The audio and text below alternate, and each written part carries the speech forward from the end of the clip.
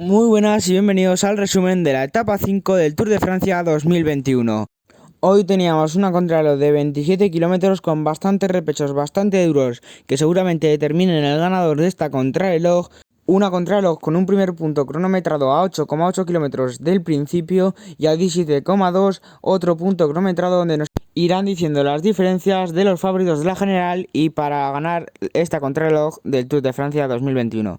Empezaba la contrarreloj y salían los hombres que habían perdido más tiempo como Mark Cavendish o Tony Martin, campeón de alemán, o Chris Froome. Veremos a ver qué ha dicho en rueda de prensa. Si puede ayudar mucho al equipo, lo hará para intentar ganar alguna etapa en este Tour de Francia y por qué no intentar ganarla él mismo metiéndose en escapadas y luchando para esta victoria de etapa. Tony Martin marcaba el mejor tiempo en meta en los primeros compases de la etapa, pero veíamos que no iba por la victoria de etapa ya que nos lo estaba dando todo en esa parte final. Hacía un tiempo de 35,33 a una media del 45,9. El británico Chris Froome perdía 46,55 segundos en meta, pero veíamos a Michael Berg que venía haciendo un tiempazo en ese segundo punto cronometrado, ganándole 35 segundos a Tony Martin. Un Michael Berg que lo veíamos que está rodando muy rápido y con mucha velocidad.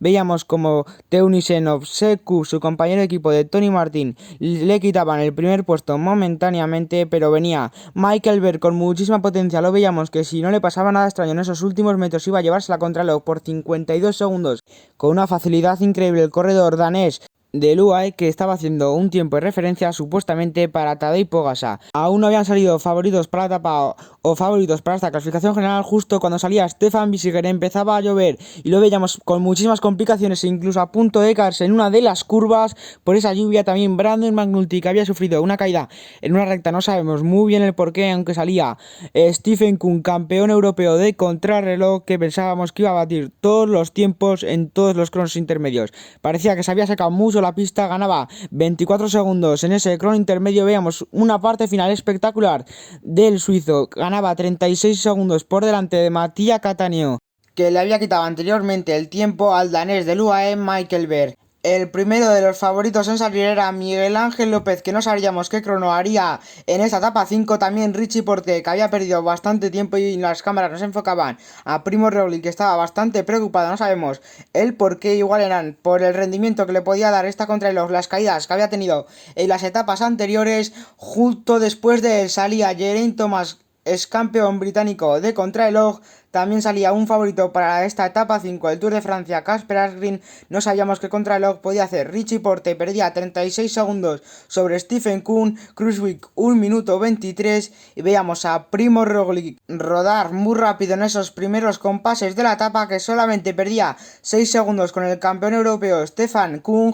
Estaba haciendo una buena contrarreloj, incluso sorprendente. Salía Rigobert Urán por delante de Nairo Quintana y Enric Mas, que no nos ha enseñado la retransmisión su salida, pero bueno, nos conformamos viendo la buena contrarreloj que está haciendo Jonas Vingegaard, compañero de Primož Roglič, que solamente perdía 5 segundos sobre Stefan Kuhn. Veíamos la entrada de Jonas Vingegaard, que finalmente perdía casi 9 segundos con el corredor campeón europeo. Primož Roglič, que había perdido solamente 6 segundos en el punto intermedio anterior, ahora perdía casi 19. Se estaba desubicando bastante la contrarreloj. Guillaume Martin, que perdía 2.56 sobre Stefan Kuhn. Geraint Thomas, que le habían afectado bastante estas caídas que había tenido en la etapa anterior, que perdía 43 segundos en el segundo punto intermedio sobre el líder provisional Stephen Kuhn. Veíamos a un Primož Roglič con una contrarreloj bastante sorprendente, sabiendo que había tenido caídas en los días anteriores. Finalmente perdía casi 26 segundos sobre Stefan Kuhn. Me ha sorprendido bastante esta contrarreloj, pero viendo lo que iba a pasar después, se ha quedado bastante discreta la contrarreloj de este esloveno. Geraint Thomas perdía casi un minuto en la contrarreloj sobre el líder provisional, aunque salía Tadej Pogačar, no sabíamos qué crono iba a hacer. También veíamos haciendo sus últimos calentamientos al líder del Tour de Francia, salía Richard Carapaz, que tenía simplemente que aguantar esa distancia con los favoritos e intentar perder lo mínimo posible para poder estar en esa pelea en el Tour de Francia. También Mathieu van der Poel, que iba muy fuerte, aunque veíamos a un Tadej Pogačar que iba rompiendo ese primer punto cronometrado por el que pasaba el esloveno, que le sacaba 10 segundos a Kasper Asgreen. Entraba a Jakob Fuglsang, una contrarreloj discreta, perdiendo 1.33. Rigobert Urán perdía con una buena contrarreloj 25 segundos sobre Stefan Kuhn, que tenía ese primer puesto en el segundo punto intermedio, aunque finalmente en meta se le escapaban 50 segundos. Nos enseñaban la referencia de Tadej Pogačar sobre Primo Roglic, que le iba quitando 27 segundos a media de esta contrarreloj. Veíamos cómo iba rodando muy rápido el esloveno, una gran sorpresa. No sé por qué no lo consideramos favorito a las contrarrelojes. Wout van Aert, que perdía 7 segundos con Pogačar en ese primer punto intermedio. Julian Alaphilippe, que se le iban a 23 segundos. Mathieu van der Poel, que rodaba en los mismos tiempos de Wout van Aert. Enric Mas, que hacía un segundo punto intermedio, casi perdiendo un minuto sobre Stefan Kuhn. Tadej Pogačar le superaba al campeón europeo por 17 segundos. Contrarreloj espectacular de Tadej Pogačar, que lo veíamos muy fuerte rodando. Ahí lo vemos, como iba haciendo una contrarreloj espectacular el esloveno del UAE, portador de este maillot blanco, que si seguía rodando de esta manera se iba a llevar la contrarreloj con muchísima diferencia sobre Stefan Kuhn. Wilco Kelderman, que perdía un minuto con Tadej Pogačar. Van Aert llegaba a perder 21 segundos y Richard Carapaz más de un minuto. Julian Alaphilippe, que se le iba a la distancia a 49 segundos sobre el esloveno, y Mathieu van der Poel parecía aguantar el liderato, aunque veíamos a Pogačar entrar en esas últimas curvas. Le ganaba un minuto cuando quedaba solamente una curva a Stefan Kuhn. Lo veíamos entrar con muchísima potencia y apurando muchísimo en todas las curvas. Hacía un final espectacular y finalmente le ganaba la contrarreloj a Stefan Kuhn por 19 segundos. Oficialmente lo veíamos, como había hecho una contrarreloj espectacular. Sabíamos que había dado un golpe espectacular sobre la mesa en la clasificación general. No sabríamos si podría llevarse ese maillot amarillo, pero teníamos claro que se había llevado esta contrarreloj con muchísima potencia. Veíamos a Stefan Kuhn, que no se lo podía creer, que ponía una de desilusión. Veíamos a Tadej Pogačar, que podría ser el nuevo líder, pero no lo sabíamos aún, porque Mathieu van der Poel estaba disputando la contrarreloj a tope. Veíamos como no perdía más de 22 segundos con este hombre, Tadej Pogačar. Entraba Wilco Kelderman, que terminaba perdiendo casi 2 minutos, 1 minuto y 48 segundos sobre el esloveno. También entraba Wout van Aert en esas últimas curvas, una contrarreloj que a mí me ha decepcionado bastante. La del belga del Jumbo-Visma, me esperaba mucho más de este corredor, que ha perdido finalmente 30 segundos con Tadej Pogačar. Mathieu van der Poel, veíamos que tenía 10 segundos de diferencia en la clasificación general y le quedaban 3 kilómetros para terminar esta contrarreloj. Apuraba muchísimo en estas curvas finales muy peligrosas, la verdad, por mi parecer.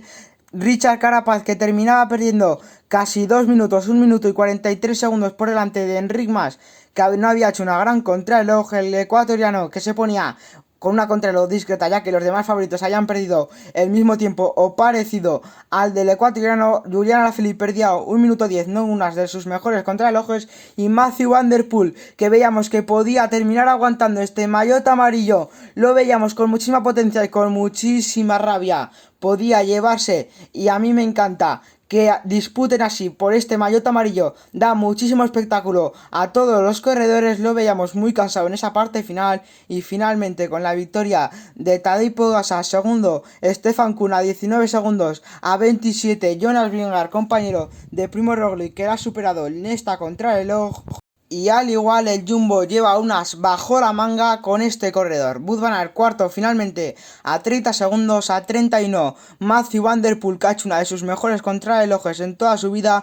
Casper Asgreen, contrarreloj discreta para él, perdiendo 37 segundos. Luego Primo Roglic, que en parecer no ha sido mala contrarreloj, ya que tuvo unas cuantas caídas en el día anterior, a 44 segundos de su compatriota. Octavo, Mattia Cattaneo con 55 segundos perdidos. Richie Porte también perdía 55 segundos. Y cerrando este top 10, el kazajistano Andrei Lutsenko a 1 minuto de Tadej Pogačar.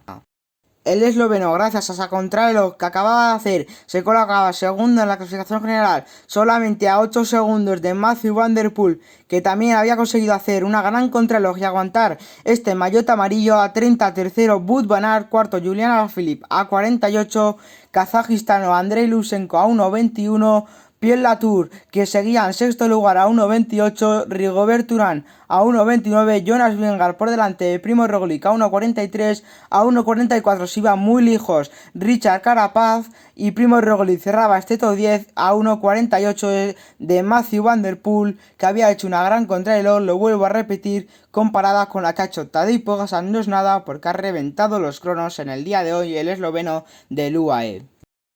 También os dejo aquí una clasificación de este Tour de Francia de todos los favoritos. Pogas a 8 segundos del líder, Van Aert a 30, Julian Alaphilippe a 48, Rigobert Urán el primero de los favoritos, sin contar a Tadej Pogas a 1.29, a 1.44 Richard Carapaz, 1.48 Primož Roglic, 1.54 Geraint Thomas, 1.56 Wilco Kelderman, 14 Enric Mas a 1.58 y David Gaudu a 2.35.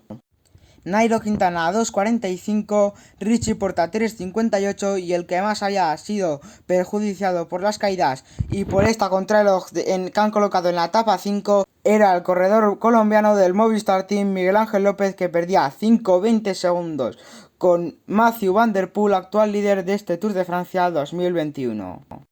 Tadej Pogačar, que aumenta mucho más la diferencia sobre Jonas Vingegaard, que está segundo en esta clasificación de los jóvenes a 1.35 el esloveno, David Gaudu a 2.27, Sergio Higuita a 2.58, Lucas Hamilton a 3.51, Aurlen Pater-Peintre a 5.14, Nelson Powles a 7.02, Devot a 7.13, noveno Mark Donovan a 8.52 y Niel Lewis a 10.59 del esloveno Tadej Pogačar. Sin cambios en esta clasificación de la montaña, que sigue siendo para Schesling con 5 puntos por delante de Mathieu van der Poel. Mark Cavendish aguanta también este maillot verde con 89 puntos, por detrás su compañero con 84 Julian Alaphilippe y tercero Mathieu van der Poel con 78 puntos.